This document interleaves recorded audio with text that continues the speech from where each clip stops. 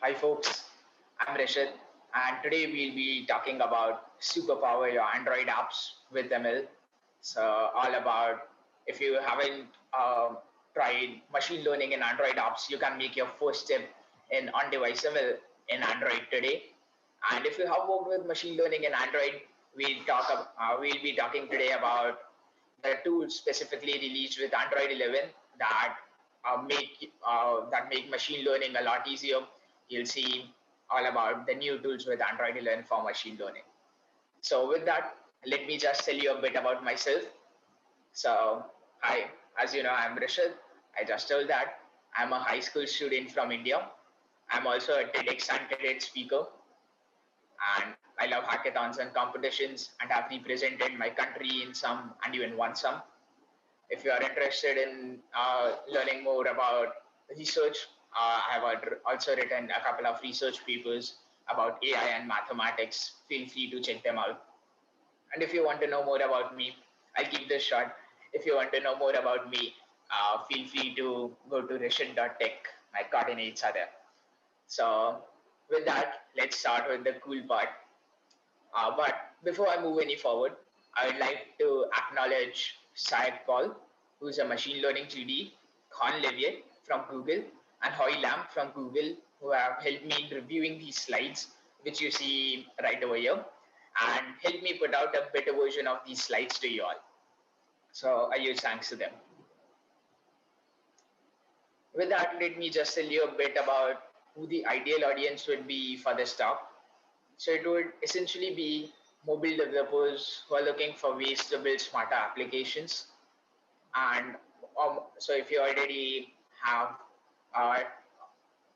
have a team which makes a machine learning model and you want to integrate that in your Android app, I'll show you how to do that. And it would also be mobile developers who are looking for ways to integrate ML into their existing apps very easily. So we'll also take a look at how you can integrate or how you can integrate pre-made models rather in your Android app very easily. And at the end of the talk, we'll also have a demo where I'll try and run an application which we make together in this talk, uh, and I'll try and run it at the end of this talk. So be tuned till the very end. So first off, I do not want to talk a lot about this, but the general question, why care about ML in Android in the first place? So I'll not give you any statistics or numbers, but you already know that the number of Android devices have increased exponentially, and ML is pretty much revolutionizing every field out there. So what is the best way to harness this power of ML is to make it available on mobile devices. So that's pretty much the motivation behind doing ML in Android. But I also want to talk about why you should be caring about on-device ML in Android. So today we'll be talking a lot about on-device ML in Android, and I want to go ahead and tell you a bit about why you should be caring about on-device ML in Android. A lot of tools with Android 11 are focused on on-device ML too. So the idea behind on-device ML is such that it's opposed to the traditional approach where I send data from mobile devices to a cloud hosted server or a server in general, and after which the server does all the ML, does the computation, and sends me the inferences, or as I like to say, results of the machine learning model back to the device, and I then show it to my user. Instead, what I do with on-device ML is that I no longer send data to my cloud-hosted server or some server in general. I instead do the computations on the device itself. So I no longer need to send all of the user data to some server, which does the computation, sends it back to me. I instead do all the computations, run the ML model on the device itself. So at this stage, I hope you have a question, which is why the extra effort? So, well, you might have guessed some of this, but let me tell you why should you be caring about on-device ML. So I just told you the idea behind on-device ML. Now I want you to know that why the extra effort, why you should be caring about on-device ML. So first off, power consumption. I think this is pretty standard. I'm trying to send all of my data, all of my user data to a cloud-hosted server with HTML, and then making a network call to retrieve the data. It's pretty expensive in terms of power. So especially if you're trying to do something like a video inference, it's pretty expensive in terms of power. So yeah, at this stage, also worth a note that it could be possible that on-device ML ends up taking a lot more power than doing the ML on the cloud. That's because sometimes you could have very heavy pre-processing steps, and there are multiple ways to get out of this, but we'll talk about that later. Next up, inference time. I think most of you might have guessed the inference time part. So essentially, I'm sending all of my data to a cloud-hosted server, which HTML sends me back the data. So instead of that, I'm just running the ML algorithms on my mobile device itself. So I have a lot less inference time than I would have in the traditional approach. So so you can also reduce your inference time. Keep your users do not keep your users waiting. So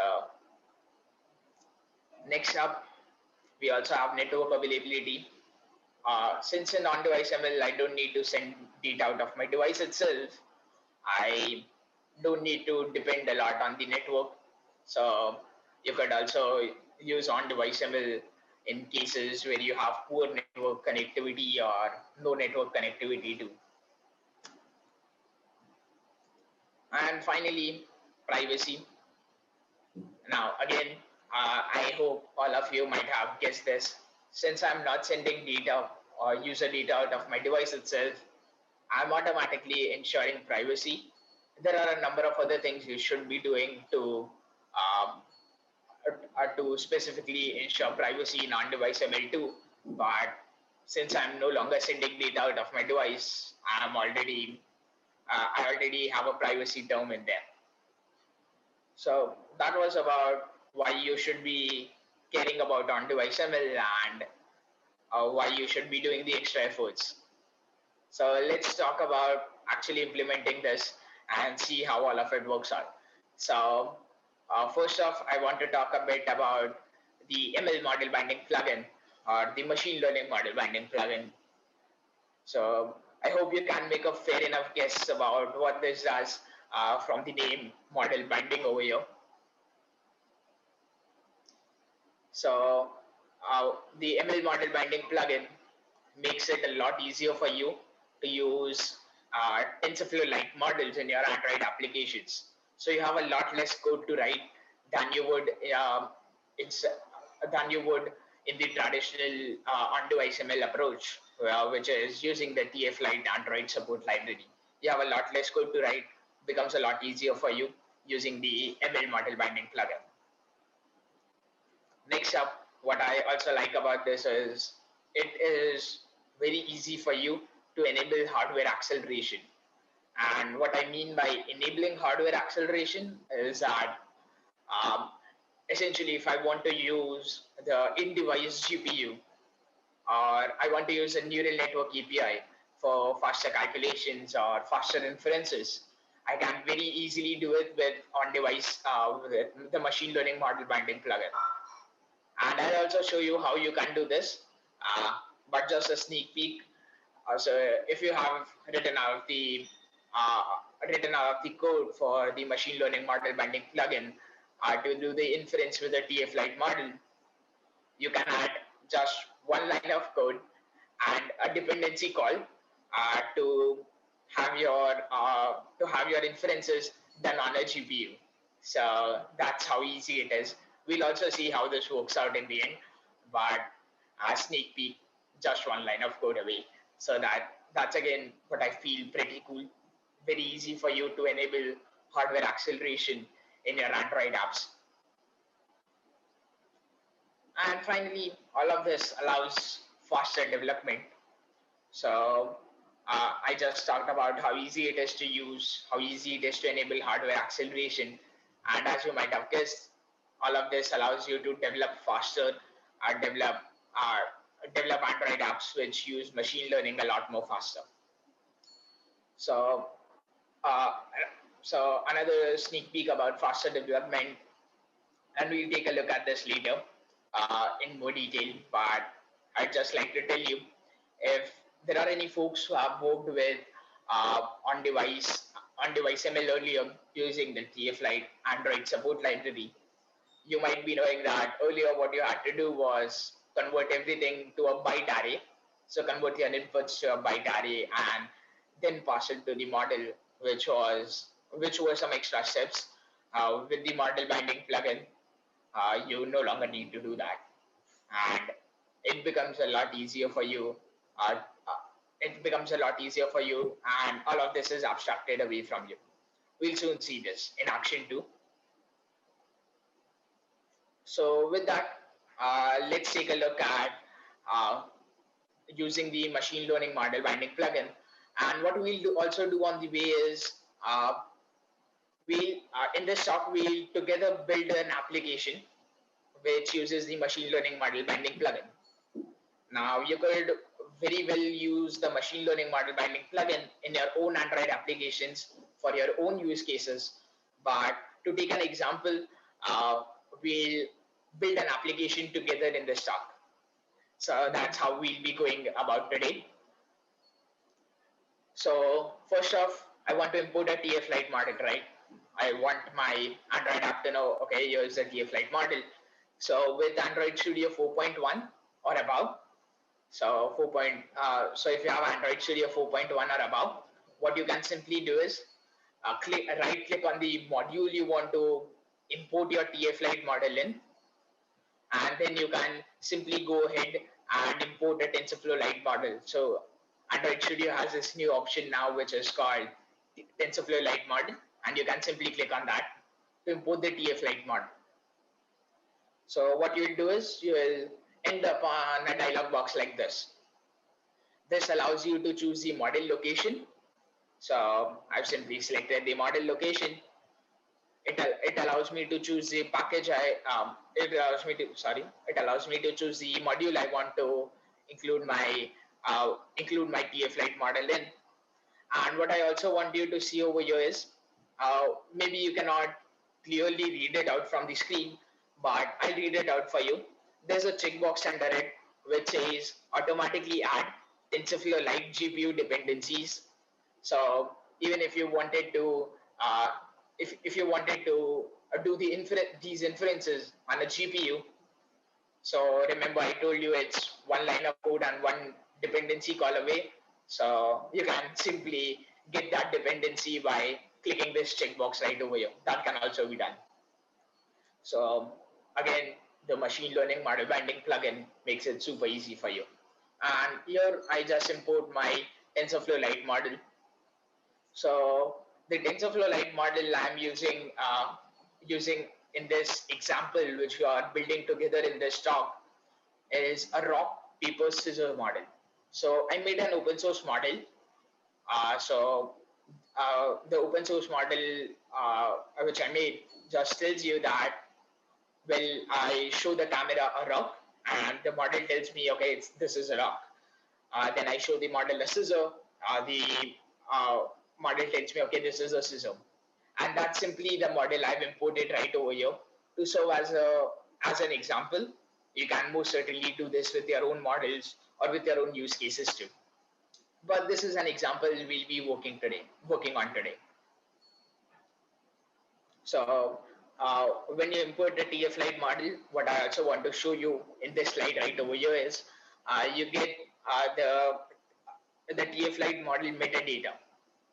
So what the model metadata essentially is, it's a bunch of useful information. What this tells me is, well, it tells me what the model does, in the description of the model, and then it gives me a couple of things which I need to actually use this model.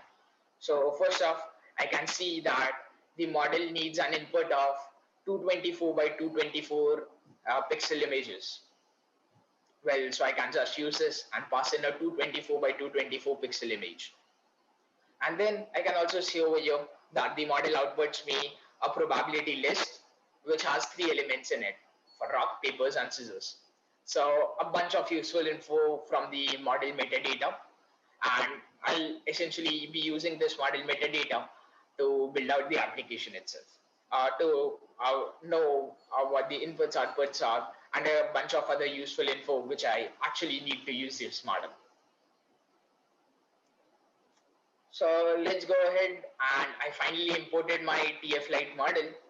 I also know the inputs, outputs I need to provide to my TFLite model from the model metadata. So let's go ahead, and the next logical step would be to actually use this TFLite model and make inferences from it.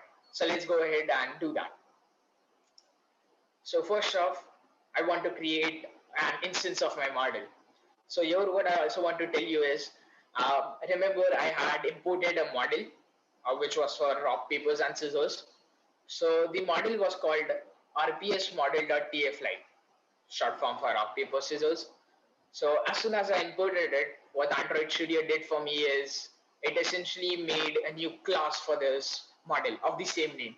So my model was called RPS model, and Android Studio made a new class for me of the same name, RPS model. And I can simply instantiate from this class by passing the context. So now I have an object of the RPS model, and I'll be using this. So next up, since I just instantiated my class, now what I want to do is essentially prepare my inputs, prepare my image, which I'm going to pass to the model. So I'm just creating, creating a tensor image, which I'll be passing to the model, and I'll pass in the image proxy to it. So I also have a couple of useful functions over here, which allow me to convert the image. So I'll simply use them. Nothing great over here. Simply converting my inputs or my image, and then we'll finally, since I've converted my inputs, got the model, the next logical step would be to make an inference from the model, to make predictions from the model. So what I'll do is I'll use the class which I just created. I'll use the dot process method, and I'll use the dot process method on the TF image which I just created on the line above this. So I just created a TF image on the line above this. I'll simply pass it to the RPS model. And what I'll be getting back is, as the model metadata told me, I'll be getting back a probability list, which will have 3 elements. So what I'm trying to do over here is simply sort it by descending order. Well, because I want to show the user the prediction with highest probability first. So I'm just sorting it in the descending order. And at the end of the day, this is an array, a simple array. You can do any kind of operations you want to do on it according to your business use case. But to serve as a reproducible example, what I've done over here is took the maximum or sorted the array in a descending order. And then the last line over here, I just take the top few results from it. So in this case, the model just gives me 3 outputs. But if you're using this on a model with, let's say, 1,000 outputs, or which returns an array of 1,000 elements, you essentially want to take up the top 3 or top 5 according to your use case. And again, remember, this is an array. To make it a good enough reproducible example, I've just sorted it by descending and took the top few results. You can do anything you want with this probability list or your inferences. So that's about the inference part. And finally, I also so this will essentially give me three numbers, right? Three probabilities. I also want to show the users the labels for these probabilities. So if I tell the user maybe as an example 70, 15, 15, which is which is the probability list for rock, papers, and scissors. I also want to tell the user that rock is 70% probability and so on. So I simply add labels over here. So I have the output.label and output.score. I simply add it. So I can show the user the labels too. And that's about it. We are pretty much done. Just a few lines of code to inference with your TF Lite model makes it super easy. So remember I told you it's very easy to add GPU acceleration or hardware acceleration to your inference scripts. Well, here's how to do that. So remember I told you one line of code and one dependency call away. This is a line of code I was talking about. So first off, I create an options. So what this options does for me is it tells it that okay, I need to use a GPU specified by the model.device.gpu, and I'm simply building it. Now what I want to do when I make an object of the RPS model or my model class is that instead of just the context, I'll also pass in the options which I just created, and the options tells it to use a GPU, to use GPU acceleration. So super simple adding hardware acceleration. And we also have the neural networks API to allow you to do even more with this. Allows you to use asymmetric intake weights for the model, and it has a new quality of service API. And but I'll leave that for some other talk as I'm running out of time. So that's pretty much a good enough example of how you can add hardware acceleration to your inference. So with that, let's come to the second update, which I want to talk about today, which is a new MLKit. Now, a lot of folks here, I'm assuming, know about MLKit. If you don't know about MLKit, I'll tell you a bit about MLKit in some time. So let's take a look at what MLKit has for us, or what updates MLKit has for us.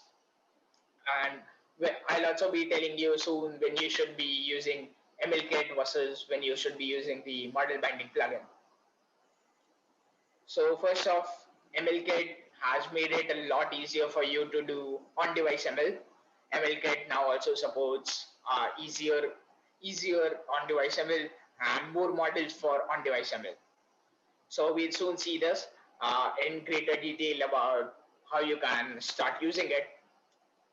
But next up, I want to talk about customizability. So the MLKit now has two new models, which is the object detection and tracking model, and you can essentially have better customizability with MLKit for these models. And finally, I want to actually tell you when you should be using MLKit.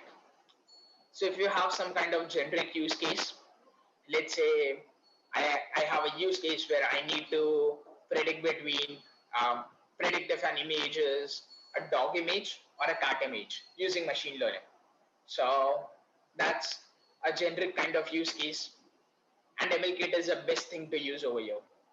So MLKit allows you to build on top of pre-trained models or models which have been trained on pre-trained huge models. So if you have a generic kind of use case, MLKit is pretty much the best thing to use out there. So let me talk a bit about MLKit for folks who have not heard of MLKit or are using it for the first time. So at this stage, I also want to tell you, MLKit is now not coupled to Firebase. So earlier, if you have used MLKit earlier, you know that you needed to create a Firebase project and then use MLKit. So you no longer need to do that. You can also use MLKit without creating a Firebase project. So with that, let me tell you a bit about MLKit. So MLKit has a couple of models which you can use right out of the box in your Android applications. So so you have, as an example, you have face detection, barcode scanning, object detection and tracking, which we'll be taking a greater look at in today. So you can use all of these models right out of the box, and these are huge pre-trained models. So you can build on top of these models or simply use them in your Android applications. So first off, I want to set up the model. And again, what we'll be doing today is we'll be taking a look at MLKit on the go and building an example application which uses MLKit. So in this case, what I'll be doing is I'll be making a food classifier with MLKit, and you can well apply this to your own use cases or your own models. But I'll be showing you a specific example today, so we can follow. So we also make an example Android application while I do this talk. So first up, I want to set the model. So I'll simply tell it the path of the TFLite model, and here it is the food classifier which I just took. So also worth a mention, you need to add the TFLite model file as an asset before doing this step.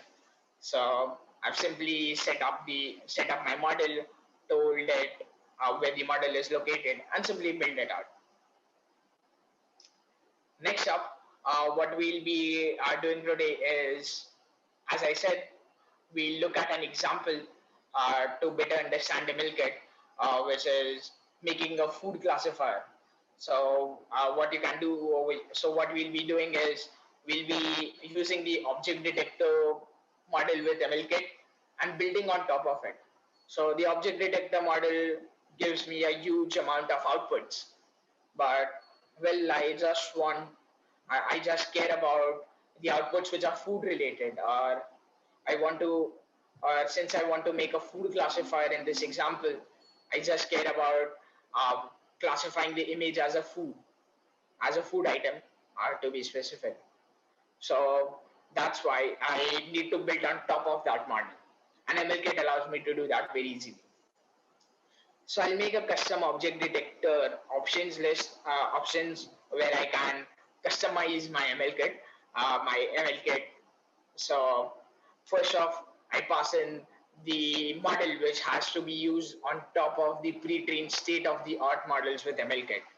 So in the line just about this, I declared my model path. So I'll just pass that in, and then I can make a couple of customizations. To keep this short, what I've done is I've just made two customizations over here, which you can see. So first is the detector mode. So I'm telling it to use the streaming mode, because I want to demo streaming inference. So I have a live video feed, and I try to run my model on that video feed. Is what I'm trying to do in this example. You will also pass it a single image or a batch of images and do so. But for this example, I'll be talking about the streaming mode, or rather showing you the streaming mode. You can most certainly make customizations and even more, and take a look at even more options within this. Next up, I'm setting the classification threshold. So I'm telling it the confidence threshold is 0.8. Which is essentially telling the model that if you have a confidence value for a particular label more than 0.8, then you should be taking that label. And you can try and customize the confidence threshold, see which value works the best for your own use case, and I'll simply build it out. So these were just a couple of options I used to demonstrate the customizability of MLKit. You can feel free to change these. So next up, I actually want to do the inference. I got the model. I made a couple of customizations to use the model, the TF Lite model, on top of the state-of-the-art pre-trained models with MLKit. And now I want to try and do the inference and try and get the inference or predictions from the model. So let's try to do that now. So first off, I'll pass in the custom object detector options, which are the customizations I want to make on top of the MLKit object detection model. So I have it right over here, object detection, and on top of that, some customizations. Sorry for that. Okay, so then I want to actually get the inferences after making these customizations on the base model or implementing these customizations on the base model. I want to get inferences. So you'll see some syntax similar syntax here than the previous example about the model binding plugin. So I'll simply use a dot process, pass in the image, and then I have 3 tasks here which need to be attached for every run. So I have an on-failure listener where I'll just print out something in the debug log. And then I have 2 listeners which I care about in this talk, the on-success listener and the on-complete listener. In the on-success listener, what I want to do is, I want to draw out where is the food in the video. So I want to draw a bounding box around it. And that's what I'm doing with the graphics overlay right over here. And super simple here. And in the on-complete listener, I'll simply close up the image proxy because, well, I'm done with the inferences. So that's about MLKit and how easy it is to do inferences with the MLKit. Next up, I'll not talk a lot about this, but we talked all about what to do after you make a TF-Lite model. And well, if you want to try out this for yourself, you need a TensorFlow Lite model. So I'll just talk a bit about some of the tools you can use to make your TF-Lite models. So first off is the TF-Lite model maker, which was launched by the TensorFlow team in 2020 itself. And it is what I used to make the rock, paper, scissors model, which we saw in the first example. So the TF-Lite model maker is what I used to make that model. And you can very easily use it. An example of that is also present in this talk's GitHub repository. Or you could simply find a model according to your use case on TensorFlow Hub. The food detection model was taken from TensorFlow Hub. And on TensorFlow Hub, you can use models from the community and just find the right model for your use case. So I'll not talk a lot about this, and let's move to demos. So this is the GitHub repository for the demo. You can find this, you do not need to copy this link from the screen. You can find it in the speaker blog on the top 2. So just go ahead, click on the speaker blog and find the GitHub repository link over there. So hang on with me for a moment. I'll quickly switch to my Android Studio screen so I could show you a demo. Okay, so now I hope you can see my Android Studio screen. Oh yes, you can see it. So, here is the machine learning model binding plugin example, which we talked about. First off, I want to show that up here, I'm trying to create an instance of my RPS model class, which I imported right over here. So I have this ML directory where Android Studio imported this model for me, and I have the RPS model.tflite.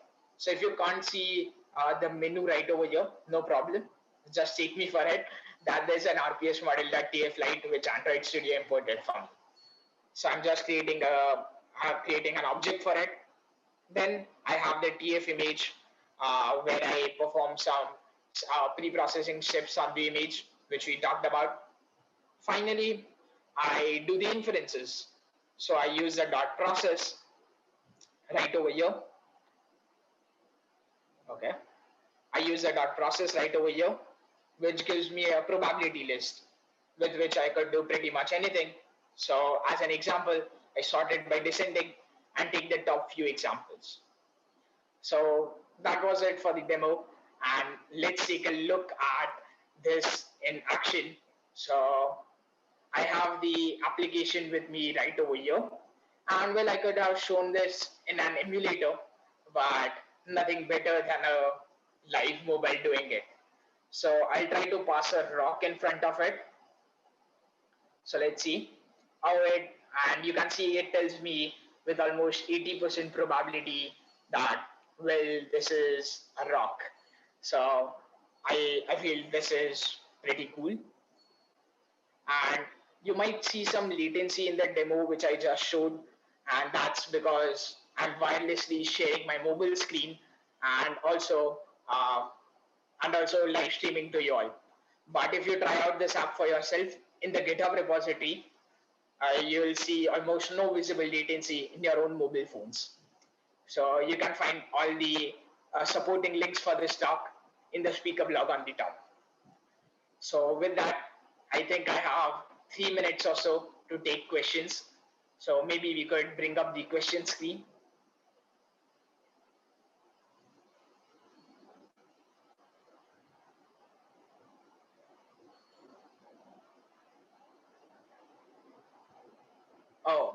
So I have a question right over here, which is how much time does it take to execute? Well, it pretty much depends on your model. You could have a very small model and it gets executed in very less time, or you could have a fully blown up model and it takes a pretty long time to execute. It also depends on a lot of other factors, which is the CPU which you have in the mobile phone you are trying to do the inference on. Also, if you are using hardware acceleration or not. So a lot of factors on which this depends, and I think there's no one answer to this. So I think we have no more questions. Yeah, feel free to put any questions you might have, or if you come across a problem or a query after the talk, uh, go on to the speaker blog in the top. You will see where you can find me, and if you have a query after the talk, you can most certainly send over a message to me on Twitter, LinkedIn. I'd be happy to help you out. Oh, thank you. I hope you learned something from this talk. So with that, I guess that's it, and I'm also out of time now. So that's it for this talk, and that's all about machine learning with the latest tools launched with Android 11. So also, if you want to come back to what I talked about, go onto the speaker blog and find the slides which I used today, and also find a blog which I wrote on the same. So you could take a look back at it. And thank you for attending. Bye.